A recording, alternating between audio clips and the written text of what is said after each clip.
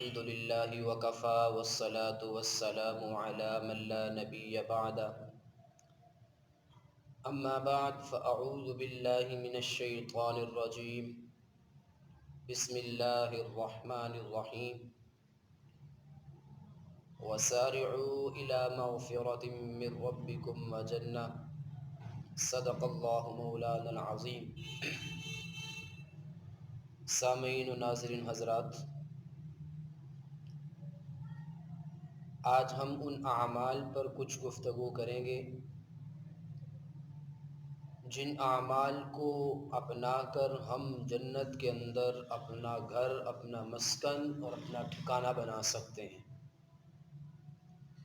بہت سے اعمال اللہ کے نبی نے ارشاد فرمائے ہیں جن کو اپنا کر ہم جنت کے اندر اپنے مکان بنا سکتے ہیں۔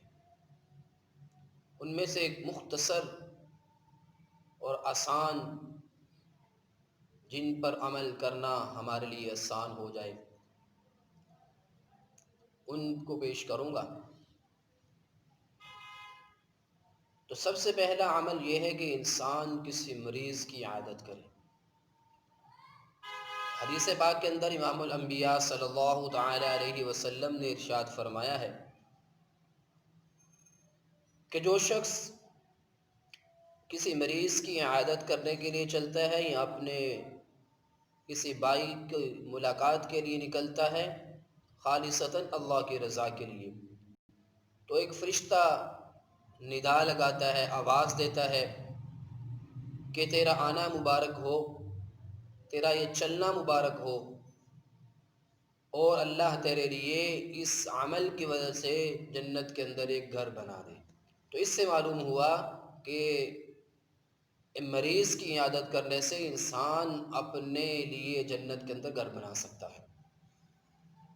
دوسرا عمل جس کو اختیار کر کے ہم جنت کے اندر اپنا گھر بنا سکتے ہیں وہ یہ ہے کہ انسان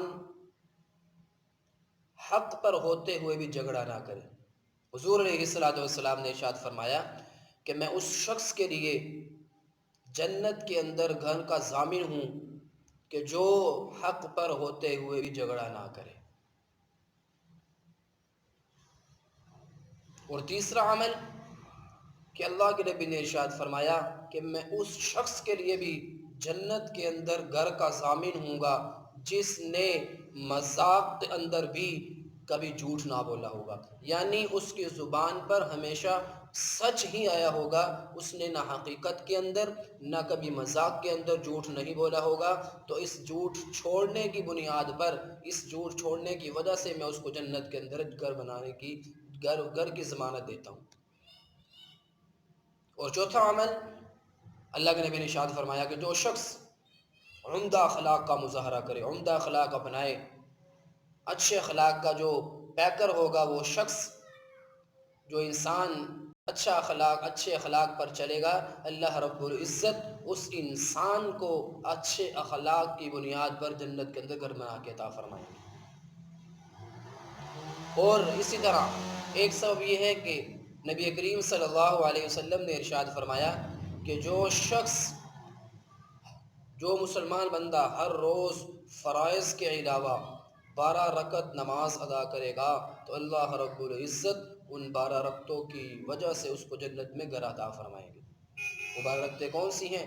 فجر کی 2 سنتے ہیں، ظہر سے پہلے کی 4 سنتے ہیں، پھر ظہر کے فرائض پڑھنے کے بعد 2 سنتے ہیں، اسی طرح مغرب کے بعد 2 سنتے ہیں، عشاء کے بعد 2 سنتے ہیں، تو یہ کل ملا کے 12 رکعتیں بنتی ہیں۔ ان 12 رکعتوں کی وجہ سے جو مسلمان ان 12 رکعتوں کی پابندی کرے گا، اللہ اس پابندی کی بنیاد پر اس کو جنت کے اندر گھر عطا فرمائیں گے۔ تو دعا ہے اللہ ہم سب کو ان آسان اعمال پر عمل کی توفیق نصیب فرمائے اور پھر اپنے جنت کے اندر گھر بنانے کی توفیق نصیب فرمائے۔